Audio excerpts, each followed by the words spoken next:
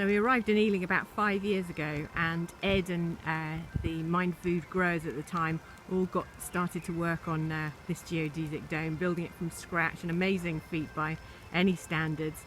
The poor old thing's looking a little bit worse for wear now, but we're really looking forward to being able to welcome people back to the plot in autumn with something that's going to look brighter and better and give people a clearer view of outside, even if they're sheltering indoors.